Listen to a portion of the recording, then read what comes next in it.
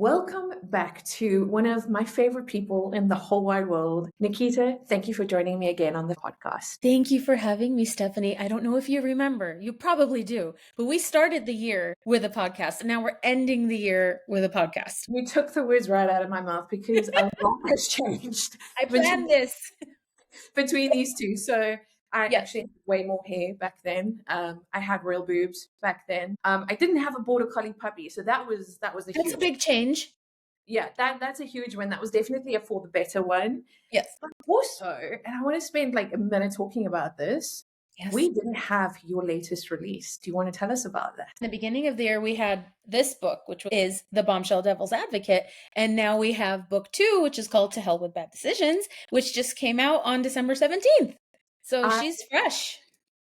I want to bring the listeners into a little bit of a debate that we've been having as authors, because we give each other a lot of critique, and we also look a lot at how do our readers respond to certain characters. Now, I can't name my characters, but there are certain characters where I have noticed my readers have been irritated by them, where I love writing them. They're actually a favorite. There is one character that you specifically love, which you've had, I almost want to say, a mixed reaction to it. Yes. So if we look at hated characters in literature, what's your take on it? I always believe that the author is doing something for a reason. If they wrote a character a certain way, it's to invoke a reaction out of the readers. And I always think if you have a visceral reaction to a character, the author did their job. That's how I see it. You know, there is a character in book 1 that everybody collectively just hated. 2 people were like, I see potential with this one. And then I came out later in the year saying, oh, well, guess what? He's the main character of book 2. And I did have a few people like, Nikkita, I'm not seeing it. Maybe it's not for me this time around. I'm not sure how you're going to do this. I'll probably read it to give it a shot, but I can't guarantee I'm going to love this. I did have one person say that. And it haunted me for months because I was worried. Did I do him justice? Are people just going to hate or love him? It just so happens that every single person who's read the book so far loves him now. And it's all about the storytelling, right? Like, I think that the reason we put these characters in there is to help move the plot along, but we put them in there for a reason. We might love writing them because they're complex, because they are not the norm. They go against the conventional, this is the character we're going to follow to hell and back. If you have a reaction to them at first that might be a little wonky, give the book a chance or give the series a chance. Because I believe it's like that also with one of the characters in Fourth Wing. You despise him, and then now towards the third one, everyone's like, why he kind of, you know? It's Dave. So it's like, trust the author's vision. We're doing things for a reason, but yeah, it is a shock when sometimes I'm like, I really like this character. I guess nobody else does. There was a not so nice review of one of my books, and I feel that unless it is the ending of a series, that's a completely different story to what I'm about to say. But they got really annoyed at some plot points that I had brought up, which is very intentional. Like, we do nothing by Everything's intentional. And I was like, well, you're going to feel like an idiot by the time you get to book 3. And when you see why those things exactly. I get that we're living in an instant generation. I mean, we were all like that. What's the rule they say in the ad space? You have less than 1 second to land your message, and then before you lose the reader's interest. I kind of get it. I want to turn the attention a little bit to the drawing side of things, because favorite subject.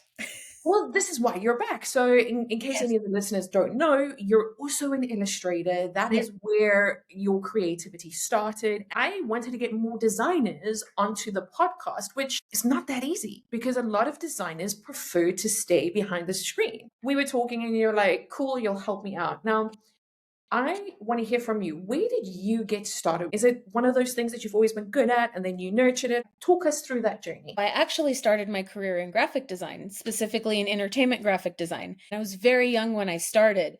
I've been telling this to a lot of people lately because now I think people have caught on that it's like, you released 2 books in 1 year and you drew them both. Are you a robot? And it's like, no, I'm not. I was just formally trained vigorously in school because in the entertainment industry, everything is go, go, go, fast, fast, fast. And also you are competing against other artists for your concept to win. And it's like that in every advertisement job. It's not just entertainment. My current job is like that too. We're a bunch of designers in a room, whoever's concept is better wins. So you have to be able to come up with these concepts and this artwork very quickly. So that is something I will tell everybody is like, I'm formally trained. I have to be fast because my livelihood depends on it. I loved reading as a teenager and I thought, oh, I have all these cool ideas too. Maybe I could learn how to write. I was not good at it ever. In 2013, I started a novel. I finished it. It was not terrible. It just didn't hit. And that was at the time where I didn't think self-publishing was even a thing. And I thought, no publisher's going to want this. I just want to write it out on a book, put it on my shelf. I'll be fine.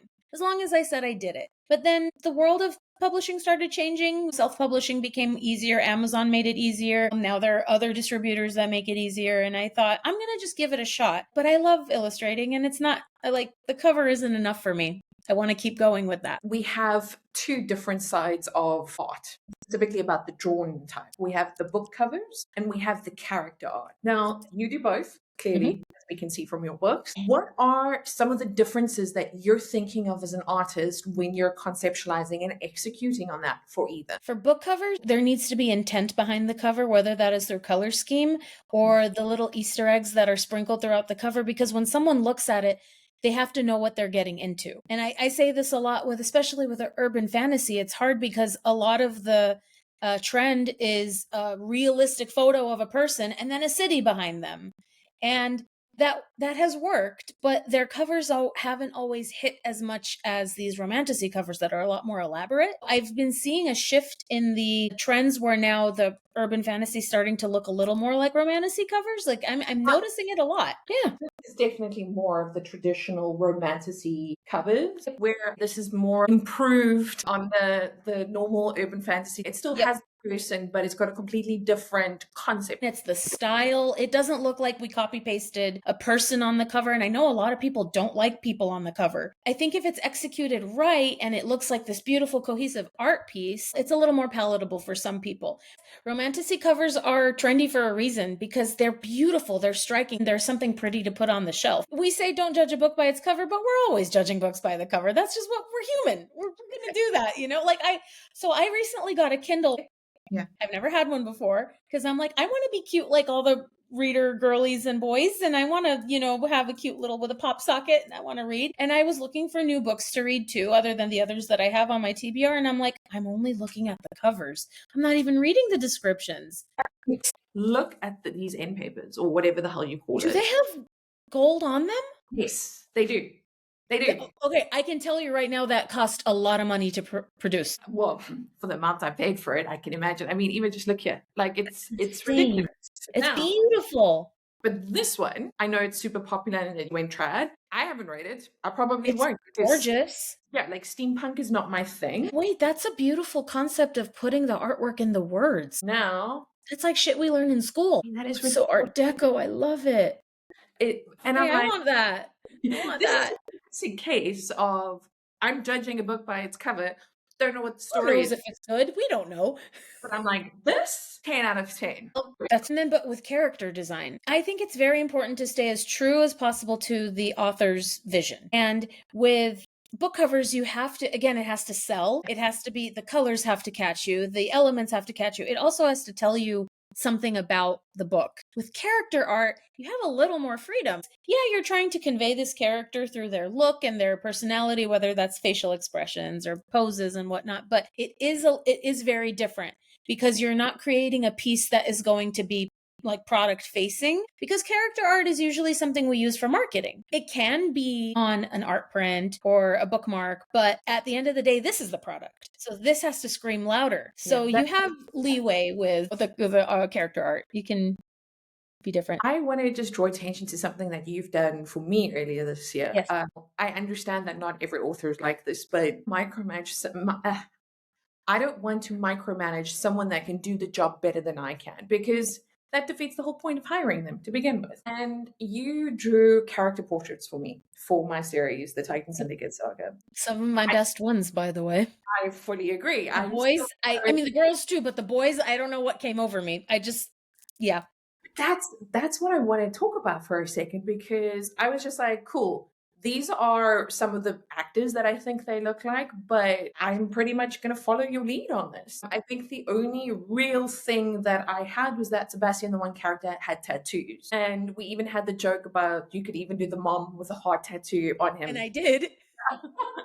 But it's so subtle. It's so subtle. I didn't give you much to go on, and I am not even joking when I say you fucking nailed it first time around. How's, like, for an artist, is that instinct? Is that talent? Is it something else? It's all of the above and experience. Especially for me, I can't speak for every artist. I've been in a cutthroat industry for 15 years. They are not nice. They will tell you how it is. If your stuff isn't good, goodbye, it's gone. First of all, it's don't get attached to the work because it's not a reflection on you as a person. It's just the brief. You have to meet the brief. You can get attached if you want to, but it's always like let's say you get a response that's like, this looks beautiful. It's not exactly what I was imagining. Can you try some tweaks? I've had to learn to not get upset by things like that.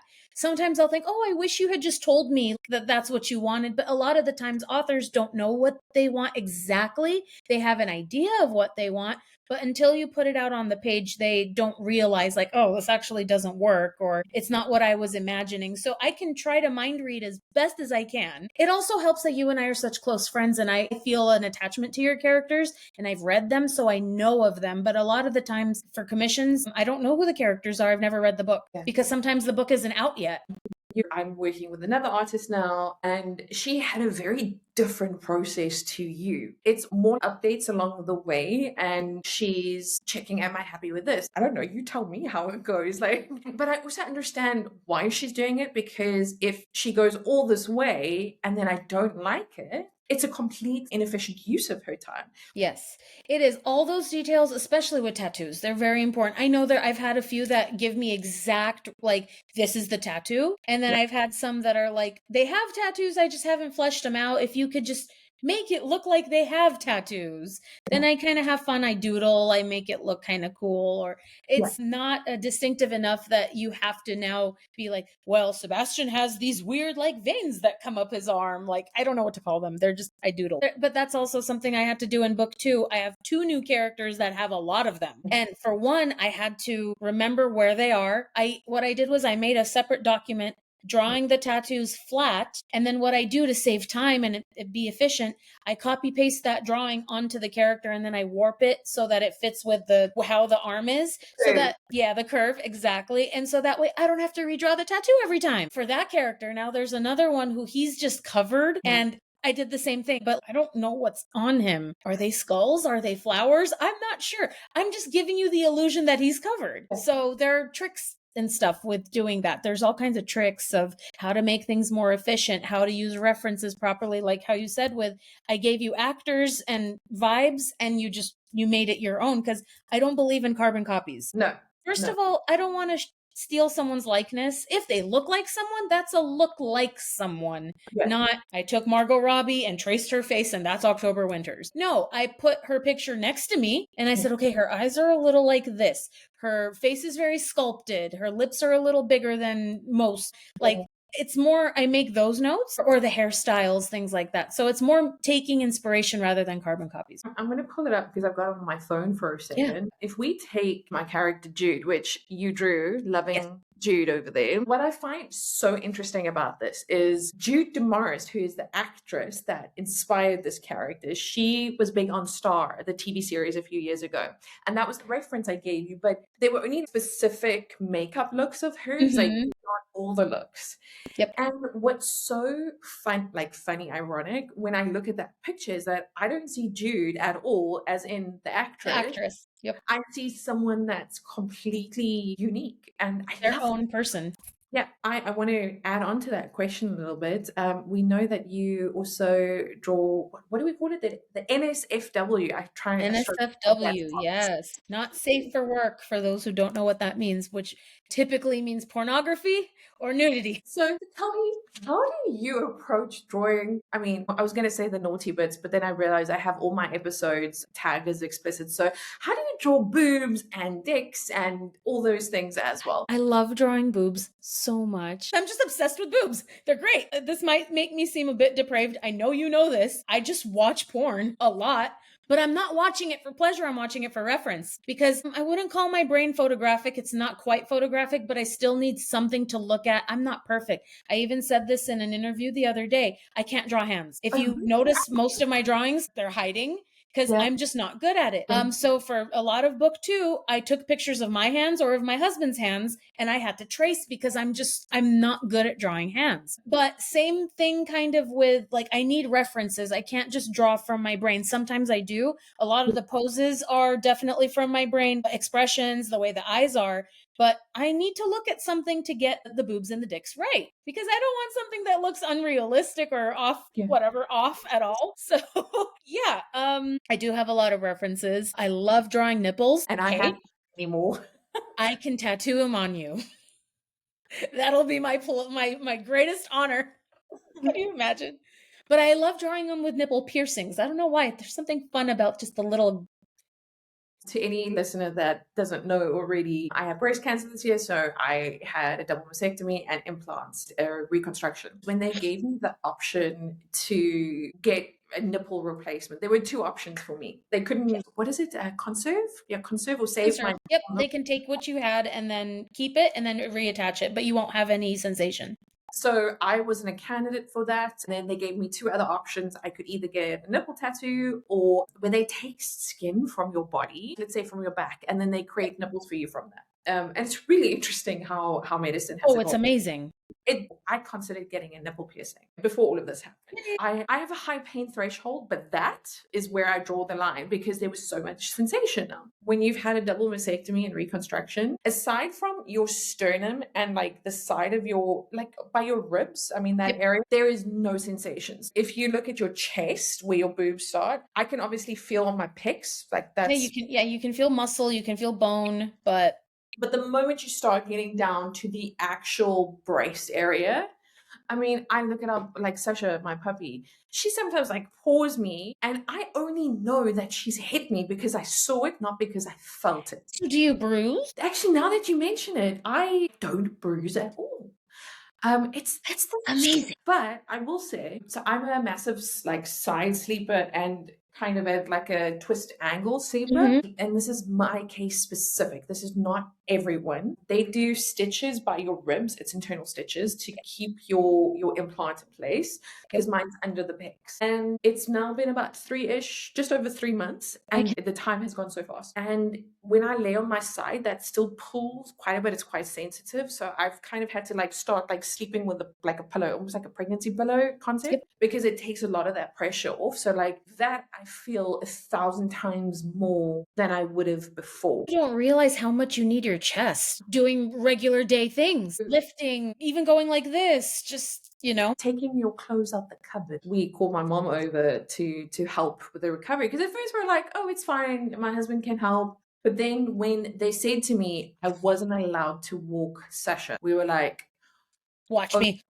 Well, I did think of that for a second. And then she was like, if you rupture your implant, that is 1,000 times worse. Agreed.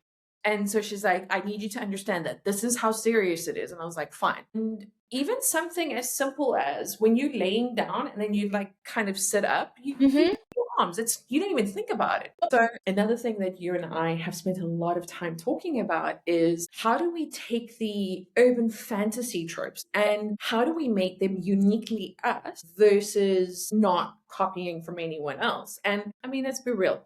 There are no unique concepts anymore. Nope. Everything has been done at least once before. The supernatural mafia, they have been done traditionally in romance books, so that's already my spin on it. But I took an approach where I made them descend from famous monsters, where I haven't seen it done that way before, where those 2 things have been combined. Reagan Valentine, she is your succubus. And I was like, how do you feel about it if I work a succubus into my story? Granted, she's very different to yours, but she's still a succubus. And it was such an interesting conversation, because we didn't want to almost sort of say encroach on each other's territory, because we both write urban fantasy, but we're both so different.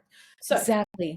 What are your thoughts on this whole topic? I know you said it too. I will always say there are no unique concepts. Sure. I mean, I realized this the other day. Like, I saw something about someone who has a character that's a succubus that owns a club. And I'm like, well, shit, I have one too. But instead, like, I also see it very differently where, again, like there are no unique concepts. It's how you spin it as an author or a creative in general. It's maybe the succubus lives here. Maybe this is their personality quirk. Maybe they look like this. Maybe their powers are a little different, like depending on how your world building is. Sure, we might have that parallel, but here's what I see with it. That means you and I can market our books together. Yeah. That means if you like this book, you will like this book. That means look at these two characters. Wouldn't it be amazing if they were together in real life or things like that? That's when it becomes less about the jealousy aspect or less about the what the hell, that was mine first. And it becomes a let's collaborate. Because at the end of the day, we as authors, we're not each other's competitors. I mean, if you want to say we are in like competition with rankings, I don't even see that either. I don't see that. I see it as you are my colleague, you are my peer, you are also my friend. But I mean, others in general too. It's like, no, it's badass because now we get to talk to each other and we get to bounce ideas off of each other too. And then it can eventually be like, let's run a giveaway together, the sexy succubus giveaway, or or we can do another podcast. We can do artwork together. We can do, here's a really fun idea. We can do a co-written novella together. I'm just ideas. Let's cook for a minute on that. That's why I like that there's no competition. There's just how can we build each other up? And like, that's how I like to see things. Like, sure, everybody's going to sit back and be like, oh man, I did that concept. Oh, well, then you get over it. Then you have to remember the marketing side of it. You have to remember the business side. For example, how many different energy drink companies are there? They're all the same. They all have the same ingredients, but it's like, what makes that one stand out? It's the packaging. It's the way they market. I kind of see it like that. It's like, sure, we're the same genre, but we're doing things very differently. I have to say, one of my favorite snippets into Reagan's life was the burlesque side that oh my God, the little theater kid in me was just like, I need to go be a burlesque dancer somewhere and just get it out of my system. I haven't seen a succubus done that way specifically. And that for But me it's is a such an very easy unique thing. A theater succubus. Like that makes sense. Now that we're talking about that specifically, are you planning on giving us more of an insight into Reagan's life with those little flashbacks you gave us in Bad Decisions? I would very much love to. Just because each girl is getting their own novel doesn't mean we won't see them again. In what capacity, I'm not sure. Or rather, I am sure, I'm just being strategic about it. You will see them again and you will see more of their past, or rather, what's going on while all these other books are going on. How that looks, I'm going to keep to myself for now. But yes, I would love, especially with Reagan and especially seeing the reader response to her and how much people like her. I would even argue people like her more than October, which is interesting. I have a few who are like, look, I love this book, but just October hits a little bit better. And I'm like, that's okay. Not every book is going to 100% hit you, but you can still enjoy it. Yeah. But for those who really love Reagan and it's like, well, I'm doing all these other books with other girls, the itch is going to be there. I would love to do a little bit more, like maybe just a flashback into Reagan's life, especially because the whole burlesque aesthetic and that era, so much I can do. And that whole insight into her father, I was like, first of all, what a dick, okay? But like, let's be honest, we've all come across a man like that in our lives. Yes, and also, I love to write terrible parents. It's probably because I don't have terrible parents. I have the good example of parents, so I'm writing all the other terrible parents into my books. Because let's be real, what shapes a person? It's the people in their early life, right? So I like having these characters that shape other characters. Like you might think like, oh, that's the last time we're going to see them. Don't be so sure. Or if I mention something I think you're this way too. It's like, if I mention something, there is a fucking reason why I mentioned it. It's not just there's a cat in the scene. Like, no. Yeah. That cat's going to mean something eventually. In my book 2, Clash of the Damp, there is a seance scene. Yes. Where it's maybe 2 or 3 paragraphs, if that. Okay. And there are some readers that are like, well, that was weird. That was random. I'm like, why was that there? I'm like, guys, come on. You all agree that I write phenomenal plot twists. Think, where am I going with this? Yep. And that's also the thing, though, about the people that shape us as we're growing up. I have spent a lot of time researching what makes a serial killer for my new manuscript. Mm-hmm. And let me tell you, you can really go down some deep and dark avenues there. But it comes down to nature versus nurture. Okay. Yes. And genetics is actually a third component to that. And the genetics branches off into some serial killers become that way after an injury. They call it a traumatic brain injury. And it Yes. just completely changes the way that you behave in certain situations. And then a psychopath versus a sociopath. Psychiatry is such an interesting study. I could go on about it forever. I always consult with my best friend who is a therapist. A while ago, I was writing a different book and I had to touch on some subjects that were a little rough, but Yeah. I didn't know anything about it because I haven't experienced it. And I also do believe like write what you know, but what you don't know, do the research, do your due diligence. You need to look it up, you need to write it. So I would ask, I remember we had a Zoom call because it was during COVID. Yeah. And I had this list of like, how do you deal with people with Lyme syndrome or Lima syndrome? It's similar to when you're a captive, but you fall in love with your captor, which Trope syndrome, isn't it? there's that. But Yeah. it's the opposite of the captor falling in love with the captive. It's like maybe they might have captured them for one reason, but ended up falling so in love with them that they created this different reality in their head, stuff like that. So you have to be very careful sometimes with what you like. If you don't know this experience, you have to look it up. You have to ask therapists if you know any. But it's incredible to see like how much the brain just twists everything. So like villains are complex. I reached out to a few of my Mexican author friends Yes. just to sense check some Mexican things that I am Yep. including in my new manuscript, because I was like, to go back to what you were saying, I'm not Mexican, Yeah. but I believe it's my duty to include other cultures into my stories. My one Mexican author friend, and I was like, listen, this FMC feels, she's half Mexican, right? She feels like that to me. She doesn't suit being white in this Right. story. But I do want to touch on some aspects of the Mexican culture that are maybe frowned upon depending on who you ask. And she was like, well, actually from my region, this is not frowned upon at all. She goes, she's like, yes, it's very much region dependent. Yes. But she's like, my aunt is what you're talking about in this scenario. It's something that we talk about at the dinner table. And I found that so interesting. And going back to the psychiatry aspect, like I have a split personality. The proper terminology is something else. But she's one of my side characters. When I sent it for feedback, the manuscript, the beta reader explained to me, you did such a wonderful job of showing how her personality changed in that moment. I was like, fuck yeah, my research paid off. I got it right. And then also when someone who maybe is the target demographic of what your character is tells you like you did a really great job with that, it's like, yay, I'm glad. I asked you this question the last time, and I'm going to ask it to you again. Uh-huh. What is your bookish hot take? My bookish hot take, I feel like a lot of the books that are out right now are just regurgitated of the same things. I'm sorry. And I'm not calling out people we know, actually. I'm just talking in general. I just mean like it's all the same kind of thing. Yeah. And it's all, and I realize like, enemies to lovers is really hot. My books are enemies to lovers. Yeah.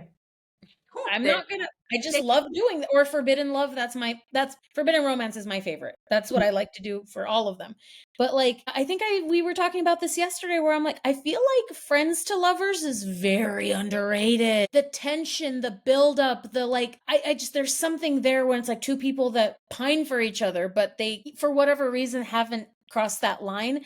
And I think like when they cross the line is such a beautiful, beautiful thing. So I guess so two hot takes. Everything kind of feels the same right now and I'm ready for like different stuff. And then my peers who are doing different stuff, I'm very proud of them. I think they're pioneering something. Everyone's doing, again, they're doing things right. It's a little bit more in the trad space where I just feel like, but I understand it. They're doing it because that's the trending market right now. It's a business. But with indies, we have the luxury, if you will, it could be a luxury or a curse, I don't know, of doing whatever we want. But it's so refreshing to see storylines that are different. Now, the second hot take is friends to lovers is an underrated trope. Well, my husband and I were friends to lovers trope in real life. I mean, I still remember it was so funny because when we were friends, we were talking about like how we would make out with other people. Like we literally discussed this because we were just friends. And it wasn't until we caught up again as friends much later where he made the first move. He would tell anyone like that differently. He made the first move and I was like, hold on, this guy is reliable. He's funny. He shows up for you. And I was like, I can kind of see this working. 15 years later, here we are. So I think that's so beautiful though, because at the end of the day, aren't we, whether it's getting married or having a long-term relationship, however that looks to you, you just want a partner in life. You want your best friend there with you to do life. And I said that to my father the other day. I didn't marry my husband for this reason. I married him because I love having a best friend to do my favorite things with. I didn't marry him to take on my debt or, things like that, which is unfortunately in the olden days, that's why people got married, was alliances and financial reasons. But it's like, I love that now not the narrative, but the reality has changed. We just want partners. That's a conversation that my husband and I had like right at the beginning, where I don't need you in my life. Difference, but I want you in my life because every part of my life is better with you in it. And I think that choice is really important. Suddenly, back on the design side again for a minute, commercial rights or usage rights. I've seen those terms used interchangeably. What are they?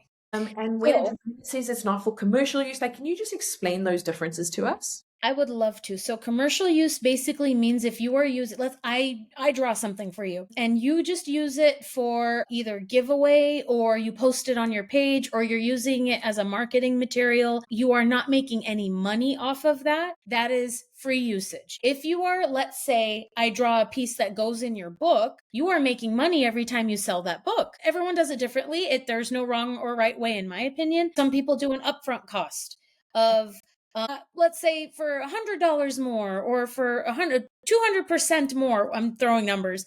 You can use this, you can have licensing rights to this as long as either for an amount of time or indefinitely. That gives you the right to be able to put that art piece in either marketing pieces that you're selling, like a bookmark, or like if you're selling a bookmark, not for free. Free is different. Or if you are at any point, if you are making money off of an item that includes that piece, that requires a licensing fee. That's basically what it is. Because in a way, like if you want to talk about how fair it is, it's like, oh great, I worked on this thing and you paid me a flat fee, but now you're making money on it. Hey, so the licensing fee helps us get a little more out of it as well. Katie Rogan with Kissed by the Gods, she just debuted and like her book has been so well received. And I think she shared somewhere that in 1 month she had gotten 15 million KU read. Yeah, you heard me right. I also did a double take. Okay, what is she doing? Because we need to get on that. Yeah. Marketing. She's done marketing well from what I've seen. She's now been picked up for trad as well. Good for her. I'm just putting myself in the artist's shoes now. Imagine if they had art pieces in that book, and then off the top of my head, there's no exact way to work it out. 15 million page reads in a month is about 50 to 60K in royalties. Okay, like that is an insane amount of money. Some people don't even earn that in 1 year. Nope. Again, we're not talking about the costs that the author had to put up front to get to that point. And I think that's a separate discussion. Mm-hmm. But I could see where maybe the artist is going, hey, you paid $200 for this art piece, which is fair at the time. But now you're walking away with 60K in royalties. There needs to be some fairness in the distribution. Audiobook has that as well, where sometimes like you can choose if you are and the narrator are producing together. They can either choose like, oh, I would like a cut from all of your royalties, or there's an upfront extra cost kind of thing. Every artist or narrator or talent, I should say, every talent does it different. I want to talk about pre-mades for a second. So pre-made book covers, we know Selkie Designs. I absolutely adore her. She is ridiculously talented. She has some of the best pre-made book covers I have seen. So beautiful. Freelancer. But I've seen, at least to me, it's a newer trend where a lot of artists are doing pre-made character art now. Mm-hmm. I don't know if that's a new thing.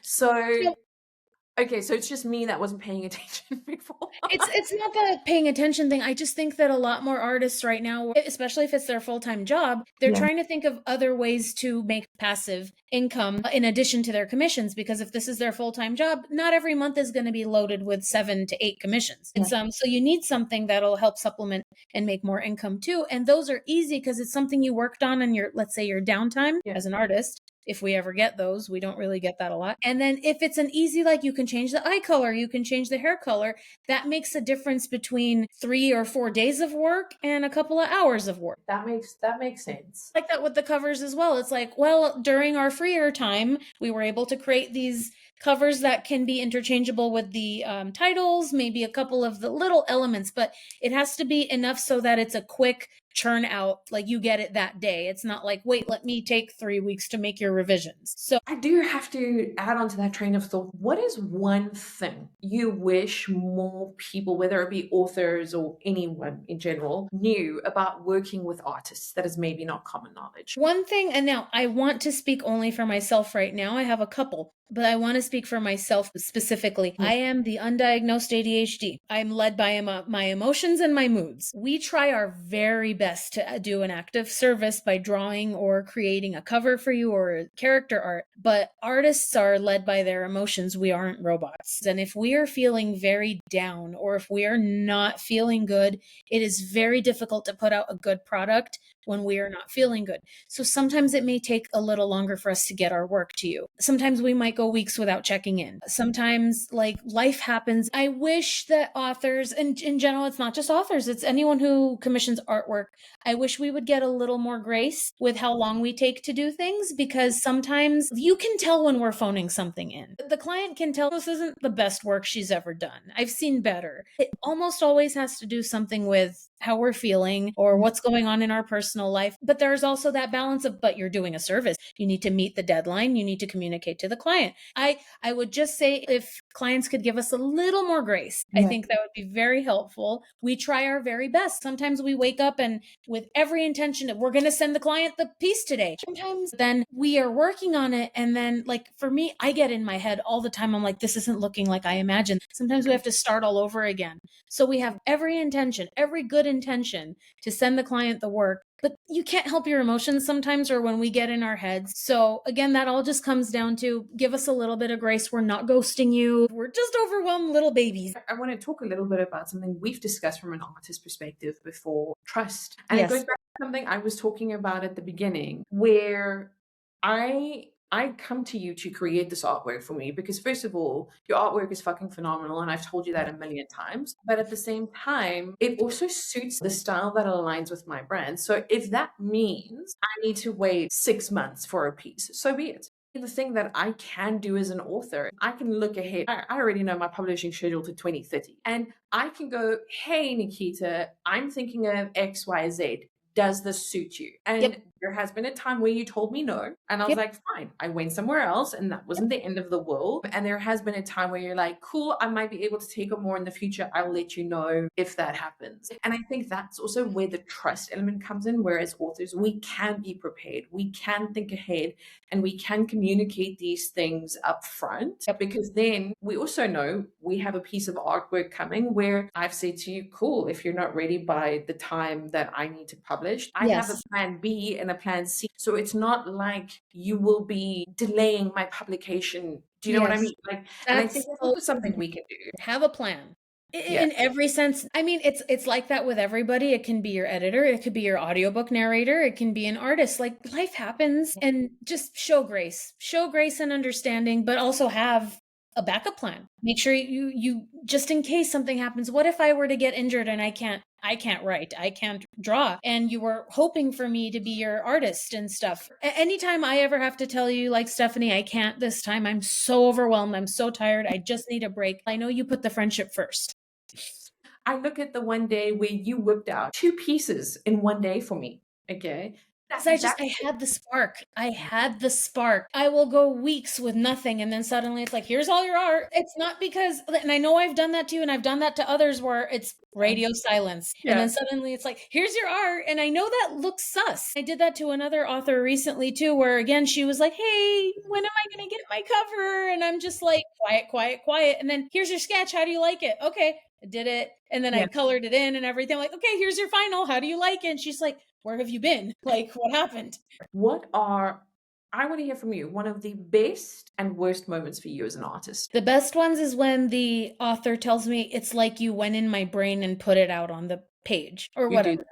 I can talk and that is something I've been able to do my entire career. And I'm like, before I even got into books, it's like you were able to take the brief and bring it to life. That's the best feeling, because it reminds me that my intuition is stronger than I think. The hardest or the worst part is like when I take a little too long because like last year I was hospitalized, and either the commissions I was working on at the time had to fall through and I had to give them the money back because I couldn't finish that, or I was just so late because of life, not because of laziness. And I had to give the money back, or I soiled a reputation, or I soiled a relationship. You can't do anything about it. That's very rough.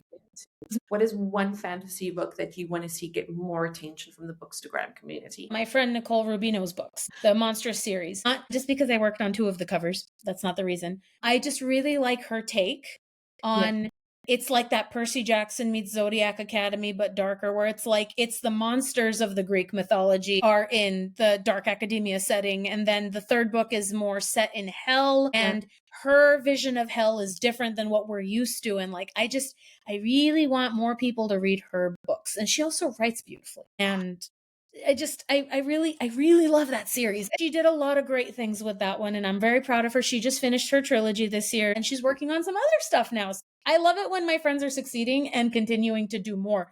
And like, can I just throw in yours as well? The one that you're working on right now? The few that you're working on right now? Like, please, people, Dexter meets Criminal Minds. So I'm not gonna lie, Legion of Pride, I wrote that story for me, primarily because I'm such a Dexter/Criminal Minds fan. But the more I'm getting into the story and the more I'm getting into edits, I've just finished the beta reading, I've done the dev edits, and the feedback I'm getting from it, I'm like, are more people going to enjoy this story? Because maybe it's not just going to be me. And I was a little bit worried about the psychological urban fantasy side of things, because that is so open to interpretation. Right. But if I look at some of the reactions I'm getting at those key points where I really want to deliver, I'm nailing it. And it's taken me a lot of work to be able to talk about those things so confidently, but I'm proud of all my books. But I'm so proud of you. It's something I haven't done before, and that's why I'm proud of it. And that's what it comes down to in the end. We have to take risks.